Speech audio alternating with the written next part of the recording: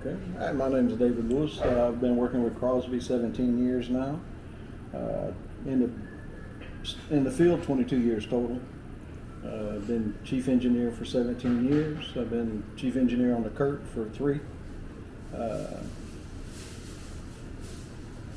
How'd you get into the industry? What was your how'd you get started? I actually got in the industry, believe it or not, I was out helping some people, donating my time with helping people with muscular dystrophy. They were having a telethon, and I ended up running into a man that did all the hiring named Jack Dixon for Gulf Coast Transit years ago. And I run into him, was at the festival helping with it, picking up trash, doing different things, and just got to talking, and he offered me a job, and I got into it, the field.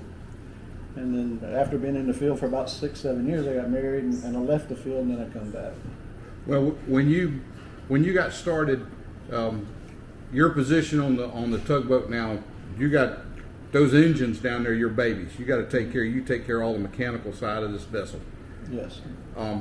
Did you have a mechanical background when you got started, or is that something you could just kind of evolved as you got into it? A little both. I've worked on cars all the time. Worked for U.S. Sugar as a field mechanic, which U.S. Sugar is just plows and tractors, things like that. And when he offered me the job, I thought I was going to be a captain. And then when I got started and in the field as an ordinary seaman and going through the steps, I found out I liked the engine room, and I just went into the engine room and learned and kept going from there because of the mechanical background, you know. Very interesting. Now, the engines that power this thing, and when I say we're going to start off low, when I say power, as we're going down to the engine room, the first thing we do when we open up the door back there is we run into a 12-cylinder diesel engine that's back there that operates nothing but a hydraulic system. Now, that system right there just powers the winch, from what I understand. Is that what you guys got to turn that massive winch that's on the back of the Kurt J? That's what turns the winch at a 130,000 ton ballard pool with that winch, so it holds quite a bit. We come out from there and we go down and into the engine room. Is this just a cavernous room. The first thing that strikes me when you step off that step right there is that massive main engine. Now that's how big. What are we looking at when we're looking at that? 20-cylinder AMD 710 series. 20 cylinder. Yes. Now that engine, 20 cylinders, is set on center line, and then opposing that engine are two look a little bit smaller. Yeah, there's 16-cylinder, 645 EMDs. All right, we got 6-cylinder engines that are running down. We got a 20 in the center, 2 16s, and again, one of those things. From my experience on boats, engines are straight, but these two guys, they're sitting off, kind of following the beam of the boat, but like the side of it, they're angled in there.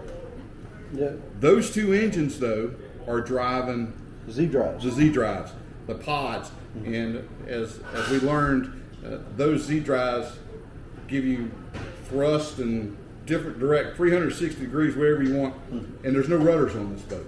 No rudders. No rudders. The rudders, the Z drives take the place of the rudder system, so that's what steers the boat, but gives you guys incredible maneuvering capabilities. Right. And you watch all that, and then going back through, we see there's a generator that's down there that's powered by an 8-cylinder diesel engine. We see all kinds of electrical driven motors that are down there for I guess water systems, pumps, coolant pumps, oil transfer pumps, fire pumps for the boat. All that stuff. Just it's every imaginable piece that's down there. It's really an amazing thing. When you walked in the first time, do you remember the first time you went into the engine room of this tugboat? Oh yeah, I remember. I was like, "What have I got myself into?" Yeah, that's the first thought. It's one of those things when you look at you're just really. You know, I've been in engine rooms on boats, and I thought I had been in a large engine room. I had not been in a large engine room until I came aboard this vessel and walked down those stairs and saw what I saw. Now, the 20-cylinder engine that's down there, it's turbocharged. It's turbocharged. Correct. So you met Big Bertha.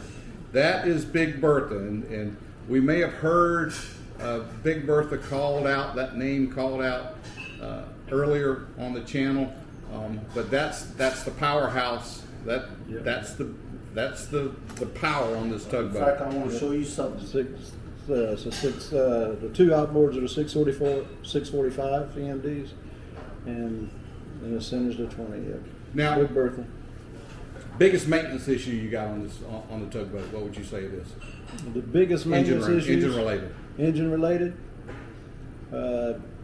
Just keeping the oils in there and the filters changed properly on it is probably the biggest thing on down there. That's Just important. overseeing it. Just Good, overseeing. good reliable power, Right. and they do what you need what he needs to get done. Yes. Now, another thing we noticed when we were down there is right at the back of the main engine, there's a separate. There are engine controls and boat controls for this thing all over the place apparently, but there's a third station down there that For emergency. that if you have to, you can take charge and be able to operate. If something else goes on, one of the other stations goes down, you're able to control the vessel from down there. Yes. It's simply amazing. Okay, to give you an idea of what you're looking at, that's the underneath of the boat. Let's see. We call it.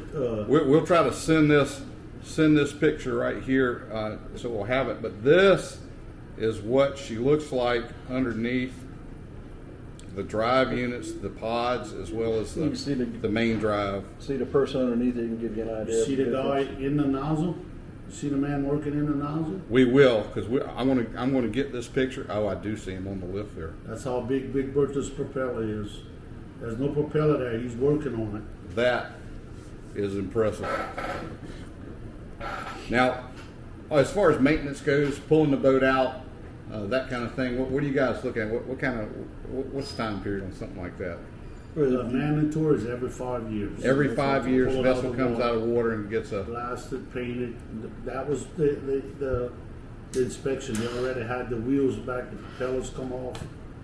The Coast Guard looks at it and checks all the clearances. Inspect the shaft on that center Inspect engine. the shaft shaft. comes out. The shaft comes out. The bearings are all inspected. She's pretty much rebuilt there for the running Yeah. gear. Yeah. Everything gets checked. Yeah. That is impressive. Well, hey, I like that, and I certainly enjoyed the tour of that engine room. I have that was like the frosting on the cake for me being able to go down there and see that. I seen your eyes. Yeah, that was pretty impressive. We've had just recently we've had the ABS from this area and the Coast Guard, and they was amazed They when were they went amazed. down there. Yeah, It was that's clean. It was really amazed That- how big it is and massive Some of the the engines rooms. are. that's quite it's quite the sight to go in down there and see that. All right, awesome. Hope you guys enjoyed that one. Yes. Thank you.